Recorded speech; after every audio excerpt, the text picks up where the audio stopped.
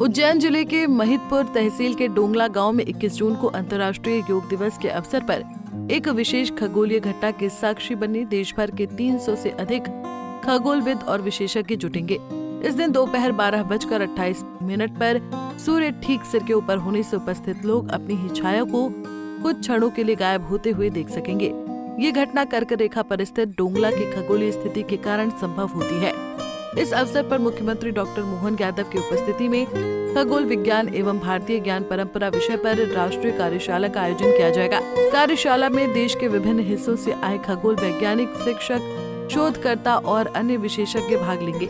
CM Yadav इस दौरान अत्याधुनिक डिजिटल तारामंडल का भी लोकार्पण करेंगे। डोंगला की खगोलीय महत्ता को देखते हुए यहाँ साल 2013 में वराह मिहिर खगोलीय वेधशाला की स्थापना की गई थी। यहाँ 5 मीटर डोम में उपस्थित 20 इंच का ऑटोमेटेड टेलीस्कोप नई शिक्षा नीति और राष्ट्रीय अंतरिक्ष नीति के अनुरूप खगोल विज्ञान में रुचि रखने वाले छात्रों और शोधकर्ताओं के लिए उपयोगी सिद्ध हो रहा है।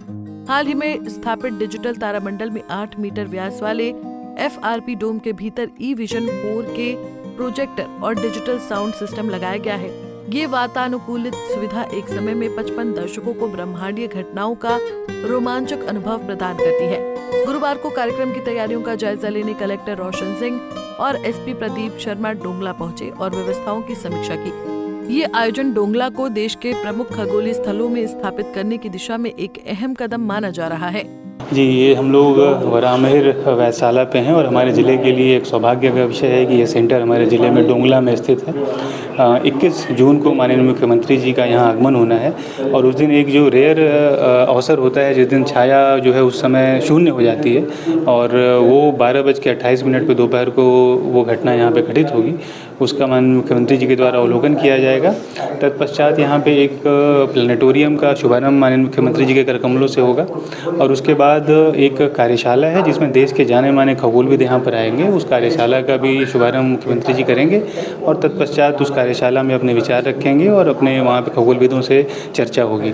और मुझे लगता है कि ये एक अच्छा अवसर होगा जब आपके माध्यम से मैं अपील करना चाहूँगा कि यहाँ पे जो हमारे यंत्र उपलब्ध हैं, जैसे आप देख पा रहे हैं यहाँ पे एक टेलीस्कोप है और इस परिसर में भी कई प्रकार के यंत्र लगे हैं, भास्कर यंत्र, भित्ति यंत्र।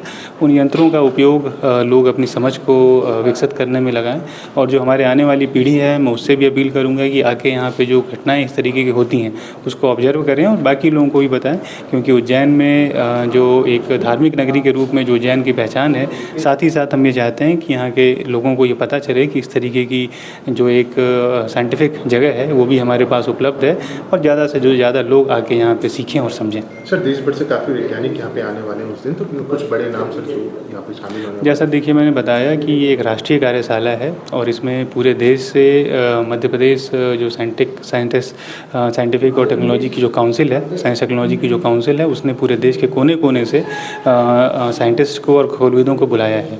तो पूरी संख्या जो उनकी लगभग होगी वो लगभग 300 के आसपास लोग रहेंगे और उस दिन ये कार्यशाला में जो उनके विचार आएंगे उन विचारों के आधार पर आगे की भी जो विकास के कार्य हैं वो किए जाएंगे। सर, इस डेवलपमेंट से किस तरीके का पर्यटन यहाँ पे उज्जैन में बढ़ेगा? जैसा मैंने बताया कि उज्जैन एक धार्मिक नगरी है और प्रतिदिन लगभग लाखों लोग यहाँ पर आते हैं। तो जब दर्शन वगैरह कर लेते हैं लोग तो उनके पास एक यह सुविधा भी रहेगी कि लोग आके यहाँ पे अपने बच्चों को, अपने परिवार के लोगों को इस तरीके की जो यंत्र हैं यहाँ पे उसको दिखाएं और जो एक साइंटिफिक टेम्पर होता है और किस तरीके से हमारी जो खगोल की जो घटनाएं होती हैं और जो मूवमेंट होता है उसके बारे में बताएं। जैसा आपको मालूम होगा कि यहाँ से ट्रॉपिक ऑफ कैंसर जो है वो पास होती है, जो कर्क रेखा है वो पास होती है और काल गणना का सेंटर भी ये है। तो उसके बारे में जो नई पीढ़ी है उसको पता चले, यह एक अच्छा अवसर होगा उसके लिए। Thank you sir. गौरतलब है कि इस कार्यशाला में देश के प्रसिद्ध वैज्ञानिक और शिक्षक शामिल होंगे। कार्यशाला में कई तरह की गतिविधियां होंगी। योग शिविर लगेगा, साइंस शो होगा और खगोल विज्ञान पर व्याख्यान भी होगा। उज्जैन से पंजाब केसरी के लिए विशाल ठाकुर की रिपोर्ट।